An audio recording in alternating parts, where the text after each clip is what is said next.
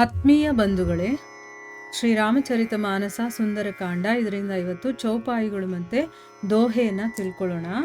ಸಗುಣ ಉಪಾಸಕ ಪರಹಿತ ನಿರತ ನೀತಿ ದೃಢ ನೇಮ ತೇ ನರ ಪ್ರಾಣ ಸಮಾನ ಮಮ जिन्हके द्विज पद प्रेम सुनु लंकेश सकल गुण तोरे ताते तुम्ह अतिशय प्रिय मोरे राम बचन सुनी बानर जूथा सकल कहहि जय कृपा बरूथा सुनत विभीषणु प्रभु के बानी नहीं अघात श्रवणामृत जानी पद अंबुज गही बारहि बार हृदय समात न प्रेम अपार सुनहु देव सचराचर स्वामी प्रणत पाल उर अंतर जामी उर कछु प्रथम बासना रही प्रभु पद प्रीति सरित सो बही अब कृपाल निज भगति पावनी देहु सदा शिव मन भावनी एव मस्तु कही प्रभु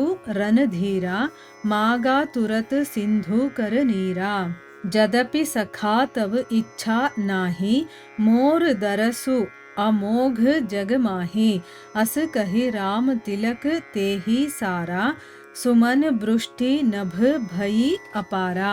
ಇವು ಚೌಪಾಯಿಗಳು ಮತ್ತು ದೋಹೆ. ಈಗ ಇದರ ಅರ್ಥವನ್ನು ತಿಳ್ಕೊಳ್ಳೋದಕ್ಕೆ ಪ್ರಯತ್ನ ಮಾಡೋಣ. ಇಲ್ಲಿ ತುಳಸಿದಾಸರು ಹೇಳ್ತಾರೆ, ವಿಭೀಷಣ ತನ್ನ ಬಗ್ಗೆ ಹೇಳಿದ ಮೇಲೆ ರಾಮ ಏನು ಮಾಡ್ತಾನೆ, ತನ್ನ ಸ್ವಭಾವದ ಬಗ್ಗೆ ಈಗ ಹೇಳ್ತಾನೆ. ಅಂದರೆ ನನಗೇನಿಷ್ಟ ಏನು ಅದ್ರ ಬಗ್ಗೆ ಇಲ್ಲಿ ಹೇಳ್ತಾ ಇದ್ದಾನೆ. ಸಂತರು ಅಂತಂದರೆ ನನಗೆ ಪ್ರಾಣಕ್ಕಿಂತ ಪ್ರಿಯರಾಗಿರುವಂಥವ್ರು, ಸಜ್ಜನರ ರಕ್ಷಣೆಗೋಸ್ಕರನೇ ನಾನು ಅವತಾರ ಮಾಡ್ತಾ ಇರ್ತೀನಿ. ನನ್ನ ಅವತಾರಕ್ಕೆ ಬೇರಿನ್ನೇನು ಕಾರಣ ಇಲ್ಲ ಅಂತಂದರೆ ನನಗೆ ಅವ್ರು ಅಷ್ಟಿಷ್ಟ. ಅವರನ್ನು ರಕ್ಷಣೆ ಮಾಡೋದಕ್ಕೆ ದುಷ್ಟರಿಂದ ಅಥವಾ ಅವ್ರಿಗೇನಾದರೂ ಒಂದು ಒಳಿತನ್ನು ಮಾಡೋದಕ್ಕೋಸ್ಕರ ನಾನು ಅವತಾರ ತಗೊಳ್ಳೋದು, ಬೇರೆ ಇನ್ನೇನಕ್ಕೂ ಅಲ್ಲ ಅಂತ ಹೇಳ್ತಾನೆ. ಆಮೇಲೆ ಅವನು ಹೇಳ್ತಾನೆ, ಓ ಲಂಕೇಶ್ವರ ಕೇಳು. ನೋಡಿ, ಇಲ್ಲಿ ಅವನನ್ನು ಲಂಕೇಶ್ವರ ಅಂದರೆ ಅವನು ಲಂಕೆಗೆ ರಾಜ ಅಂತ ಹೇಳ್ತಾ ಇದ್ದಾನೆ. ನಿನ್ನಲ್ಲಿ ಮೇಲೆ ನಾನು ಇಷ್ಟೊತ್ತು ಹೇಳಿದ್ನಲ್ಲ, ಆ ಎಲ್ಲ ಸದ್ಗುಣಗಳು ಕೂಡ ತುಂಬಿದೆ. ಅದಕ್ಕೋಸ್ಕರನೇ ನೀನು ನನಗೆ ಅತ್ಯಂತ ಪ್ರೀತಿ ಪಾತ್ರನಾಗಿದೆಯಾ. ಅಂದರೆ ಭಗವಂತನಿಗೆ ಅವನು ಯಾವ ಕ್ಯಾಸ್ಟು ಅಥವಾ ಯಾವ ಕುಲದಲ್ಲಿ ಹುಟ್ಟಿದಾನೆ, ಅವನು ರಾಕ್ಷಸ ಯೋನಿಯಲ್ಲಿ ಹುಟ್ಟಿದಾನ, ಮನುಷ್ಯರಲ್ಲಿ ಹುಟ್ಟಿದಾನೆ, ಏನೂ ನೋಡೋದಿಲ್ಲ. ಅವನು ಒಳ್ಳೆಯ ಸ್ವಭಾವ, ಒಳ್ಳೆಯ ಗುಣಗಳು ಇದೆಲ್ಲ ಯಾರಲ್ಲಿರುತ್ತೋ ಅವರನ್ನು ತುಂಬ ಇಷ್ಟಪಡ್ತಾನೆ. ಅದನ್ನು ಇಲ್ಲಿ ಹೇಳ್ತಾ ಇದ್ದಾನೆ, ನನ್ನ ಸ್ವಭಾವ ಈ ರೀತಿ ಇದೆ, ಸೊ ನಿನ್ನಲ್ಲಿ ಅದೆಲ್ಲ ಇರೋದ್ರಿಂದ ಆ ಗುಣಗಳು ನನಗೆ ನೀನು ತುಂಬ ಇಷ್ಟ ಆಗಿದೆಯಾ ಅಂತ ಹೇಳ್ತಾನೆ. ಶ್ರೀರಾಮನ ಮೃದು ವಚನಗಳನ್ನು ಕೇಳದಂತಹ ವಾನರರೆಲ್ಲರೂ ಕೂಡ ಕೃಪಾಸಾಗರನಾದಂತಹ ಶ್ರೀರಾಮಚಂದ್ರನಿಗೆ ಜಯವಾಗಲಿ ಅಂತಂದ್ಬಿಟ್ಟು ಅವರು ಹರ್ಷೋದ್ಗಾರವನ್ನು ಮಾಡ್ತಾರೆ. ಪ್ರಭುವಿನ ಕರುಣಾಮೃತವಾದಂತಹ ವಾಣಿಯನ್ನು ಕೇಳಿ ಅದನ್ನು ಎಷ್ಟು ಪಾನ ಮಾಡಿದ್ರೂ ಕೂಡ, ಅಂದರೆ ಅವನು ಹೇಳಿರೋ ಮಾತು ಮತ್ತೆ ಮತ್ತೆ ಅವನಿಗೆ ಕಿವಿಗೆ ಬಿದ್ದಂಗೆ ಆಗ್ತಾ ಇದೆ. ಅದು ಅಷ್ಟು ಚೆನ್ನಾಗಿರುತ್ತೆ. ಅದಕ್ಕೆ ಹೇಳೋದು, ಒಂದೊಂದು ಇಂದ್ರಿಯಗಳಿಗೂ ಕೂಡ ತಮ್ಮದೇ ಆದಂಥ ಒಂದು ರಸ ಇರುತ್ತೆ, ರಸಾಸ್ವಾದನೆ ಮಾಡೋದು. ಕುಡಿಯೋದು ಅಂತಂದರೆ ಬರೀ ಬಾಯಿಂದ ನಾವು ಏನಾದರೂ ಹಣ್ಣಿನ ರಸ ಕುಡಿತೀವಲ್ಲ ಅಷ್ಟೇ ಅಲ್ಲ, ಕಿವಿಯಿಂದ ಕೂಡ ಪಾನ ಮಾಡ್ಬೋದು, ಮೂಗಿನಿಂದ, ಕಣ್ಣಿನಿಂದ, ಎಲ್ಲ ಇಂದ್ರಿಯಗಳಿಂದನೂ ಕೂಡ ನಾವು ಆ ರಸಾಸ್ವಾದನೆ, ಆ ಪಾನವನ್ನು ಮಾಡ್ಬೋದು. ಅದಕ್ಕೆ ಕಿವಿಗೆ ಅಮೃತದಂತಹ ಸವಿಯಾದ ಮಾತುಗಳು, ಅದನ್ನು ಕೇಳ್ತಾ ಇದ್ರೆ ಇನ್ನೂ ಅದನ್ನು ಕೇಳ್ತಾನೇ ಇರಬೇಕು. ಅಂದರೆ ಅದು ಎಷ್ಟು ಕುಡಿದ್ರು, ಪಾನ ಮಾಡಿದ್ರೂ ವಿಭೀಷಣನಿಗೆ ತಣಿವು ಅನ್ನೋದೇ ಆಗಲಿಲ್ಲ. ಅವನಿಗೆ ಸಾಕು ಅಂತಲೇ ಅನ್ನಿಸ್ತಾ ಇಲ್ಲ. ಇನ್ನೂ ಭಗವಂತ ಮಾತಾಡ್ತಾನೆ ಇರಲಿ, ನಾನು ಕೇಳ್ತಾನೆ ಇರಬೇಕು ಅನ್ನೋಷ್ಟು ಅವನಿಗೆ ಇಷ್ಟ ಆಗುತ್ತೆ. ಅವನು ಮತ್ತೆ ಮತ್ತೆ ಪ್ರಭುಪಾದಗಳನ್ನು ಅಪ್ಪಿಕೊಳ್ತಾನೆ. ಅಪಾರವಾದಂಥ ಪ್ರೀತಿ ಅವನ ಹೃದಯದಲ್ಲಿ ಹಿಡಿಸ್ಲೇ ಇಲ್ಲ. ಭಗವಂತ ಇಷ್ಟೊಂದು ಪ್ರೀತಿಸ್ತಾನೆ ಅನ್ನೋದೇ ಗೊತ್ತಿರಲಿಲ್ಲ ಅವನಿಗೆ. ಆ ಪ್ರೀತಿ ಅವನು ಹೃದಯದಲ್ಲಿ ಹಿಡಿಸ್ತಾ ಇಲ್ಲ, ಅಂದರೆ ಅದು ಸಾಕಾಗ್ತಾ ಇಲ್ಲ. ಆಗ ಅವನು ಹೇಳ್ತಾನೆ, ದೇವಾ, ಚರಾಚರ ಜಗತ್ಪ್ರಭು ಅಂದರೆ ಎಲ್ಲರಿಗೂ ಪ್ರಭು ಆಗಿರುವಂಥವ್ನು ನೀನು, ಶರಣಾಗತರ ರಕ್ಷಕ ನೀನು, ಎಲ್ಲರ ಹೃದಯವನ್ನು ಅರ್ಥ ಮಾಡಿಕೊಳ್ಳುವಂಥವನು ನೀನು. ಇಷ್ಟರವರೆಗೂ ಕೂಡ ನನ್ನ ಹೃದಯದಲ್ಲಿದ್ದಂತಹ ವಿಷಯ ವಾಸನೆಗಳಿತ್ತಲ್ಲ, ಅದೆಲ್ಲ ಆ ಪ್ರಭುವಿನ ಪಾದಗಳಲ್ಲಿ ನನಗೆ ಉಂಟಾದಂತಹ ಭಕ್ತಿಯ ಪ್ರವಾಹದಿಂದ ಅದೆಲ್ಲ ಕೊಚ್ಕೊಂಡು ಹೊಟ್ಟೋಯ್ತು. ನೋಡಿ, ಇದೇ ನಾವು ತಿಳ್ಕೊಬೇಕಾಗಿರೋದು. ಯಾವಾಗ ನಮಗೆ ಭಗವಂತನಲ್ಲಿ ಪ್ರೀತಿ ಭಕ್ತಿ ಎಲ್ಲ ಬಂದ್ಬಿಡುತ್ತೋ ಆ ಪ್ರೀತಿ ಅನ್ನೋದು ಏನು ಮಾಡುತ್ತೆ ಅಂತಂದರೆ ನಮ್ಮಲ್ಲಿರುವಂಥ ಎಲ್ಲ ರೀತಿಯ ಕೊಳಕುಗಳನ್ನು ತೊಳ್ಕೊಂಡು ಹೋಗ್ಬಿಡುತ್ತೆ.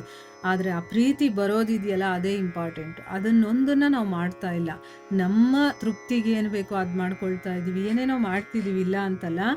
ಆದರೆ ಸರಿಯಾಗಿ ತಿಳ್ಕೊಂಡು ಏನು ಮಾಡಬೇಕೋ ಅದನ್ನು ಮಾಡಿದಾಗ ಆ ಭಗವಂತನ ಪ್ರೀತಿ ನಮಗೆ ಸಿಗುತ್ತೆ. ಆ ಪ್ರೀತಿ ಬಂದುಬಿಟ್ಮೇಲೆ ವಿಷಯ ವಾಸನೆಗಳಂದರೆ ಈ ಪ್ರಪಂಚದಲ್ಲಿ ಏನೇನಿದೆಯೋ ಅದ್ರ ಮೇಲೆಲ್ಲ ನಮಗೆ ಆಸಕ್ತಿನೇ ಇರೋದಿಲ್ಲ. ಅದೆಲ್ಲವೂ ಕೂಡ ಕೊಚ್ಕೊಂಡು ಹೋಗ್ಬಿಡತ್ತೆ. ಓ ಕೃಪಾಳು, ಸದಾಶಿವನ ಮನಸ್ಸಲ್ಲಿರುವಂತಹ ಅನನ್ಯ ಭಕ್ತಿಯನ್ನು ನನಗೆ ಅನುಗ್ರಹಿಸು. ಅಂದರೆ ಆ ಶಿವನ ಮನಸ್ಸಲ್ಲಿ ಸದಾ ಭಗವಂತನ ಭಕ್ತಿ ಇರುತ್ತಂತೆ. ಅಂದರೆ ಅವನು ಒಂದು ಸೆಕೆಂಡು ಕೂಡ ಭಗವಂತನನ್ನು ಬಿಟ್ಟಿರೋದಿಲ್ಲ. ಅಷ್ಟು ಅವನು ಮನಸ್ಸಲ್ಲಿ ಸದಾ ಅವನದೇ ಸ್ಮರಣೆ ನಡೀತಾ ಇರುತ್ತೆ. ಅದನ್ನು ಅನನ್ಯ ಭಕ್ತಿ ಅಂತ ಹೇಳ್ತೀವಿ. ಆ ರೀತಿಯ ಒಂದು ಭಕ್ತಿಯನ್ನು ನನಗೂ ಕೂಡ ಅನುಗ್ರಹಿಸು ಶ್ರೀರಾಮ. ಆಗ ಏವಮಸ್ತು ಅಂದರೆ ಹಾಗೇ ಆಗಲಿ ಅಂತ ಅಂದ್ಬಿಟ್ಟು ಹಾರೈಸ್ತಾನೆ. ರಣಧೀರನಾದಂತಹ ಪ್ರಭು ತಕ್ಷಣನೇ ಸಮುದ್ರದ ನೀರನ್ನು ತಗೊಂಡು ಬಾ ಅಂತಂದ್ಬಿಟ್ಟು ಲಕ್ಷ್ಮಣನಿಗೆ ಆಜ್ಞೆಯನ್ನು ಕೊಡ್ತಾನೆ. ಆಮೇಲೆ ವಿಭೀಷಣನಿಗೆ ಹೇಳ್ತಾನೆ, ಗೆಳೆಯ, ಜಗತ್ತಿನಲ್ಲಿ ನನ್ನ ದರ್ಶನ ಅನ್ನೋದೇ ಅಮೋಘವಾಗಿರುವಂಥದ್ದು. ಅದು ಯಾವತ್ತೂ ಕೂಡ ನಿಷ್ಫಲವಾಗೋದಿಲ್ಲ. ಅಂದರೆ ಒಂದು ಸರಿ ನನ್ನನ್ನು ದರ್ಶಿಸಿದ್ಮೇಲೆ ಅದರಿಂದ ಏನಾದರೂ ಒಂದು ಪ್ರತಿಫಲ ಅನ್ನೋದು ಸಿಕ್ಕೇ ಸಿಗುತ್ತೆ. ಬರೀ ಕೈಯಲ್ಲಿ ನೀನು ಹೋಗೋ ಹಾಗಿಲ್ಲ. ನಿನಗೆ ಇಚ್ಛೆ ಇದ್ದರೂ ಇಲ್ಲದೆ ಇದ್ದರೂ ಕೂಡ, ಅಂದರೆ ಇಲ್ಲಿ ಭಗವಂತ ತನ್ನ ಒಂದು ಮಾತನ್ನು ಹೇಳ್ತಾ ಇದ್ದಾನೆ, ತನ್ನ ಒಂದು ನಿರ್ಧಾರವನ್ನು ಹೇಳ್ತಾ ಇದ್ದಾನೆ. ನನ್ನನ್ನು ನೋಡಿದ್ಮೇಲೆ ನೀನು ಹಾಗೆ ಹೋಗೋ ಹಾಗಿಲ್ಲ. ಈಗ ನಿನಗಿಷ್ಟ ಇದೆಯೋ ಇಷ್ಟ ಇಲ್ವೋ, ನಾನು ನಿನಗೆ ರಾಜ್ಯಾಭಿಷೇಕವನ್ನು ಮಾಡ್ತೀನಿ ಅಂತ ಅಂದ್ಬಿಟ್ಟು ಹೇಳಿ ಶ್ರೀರಾಮ ಏನು ಮಾಡ್ತಾನೆ, ಅವನನ್ನು ಲಂಕೆಯ ರಾಜ್ಯಕ್ಕೆ ರಾಜನನ್ನಾಗಿ ಮಾಡ್ತಾನೆ. ಆಗ ಅಂತರಿಕ್ಷದಿಂದ ಏನಾಯಿತು, ಅಪಾರವಾದಂತಹ ಪುಷ್ಪವೃಷ್ಟಿಯಾಗುತ್ತೆ. ಯಾಕಂದರೆ ದೇವತೆಗಳಿಗೆ ಗೊತ್ತು ಭಗವಂತ ಈ ರೀತಿ ನಿರ್ಧಾರ ಮಾಡಿದ್ದಾನೆ ಅಂತಂದಮೇಲೆ ಆ ಕೆಲಸ ಹಾಗೇ ಆಗುತ್ತೆ. ಈಗ ಲಂಕೆಗೆ ಅಧಿಪತಿ ಯಾರೀಗ? ರಾವಣ.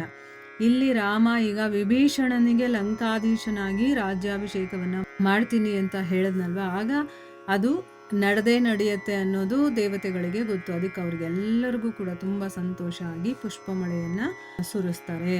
ಇಲ್ಲಿಗೆ ನಾವು ನಿಲ್ಲಿಸೋಣ. ಹರೇ ಕೃಷ್ಣ.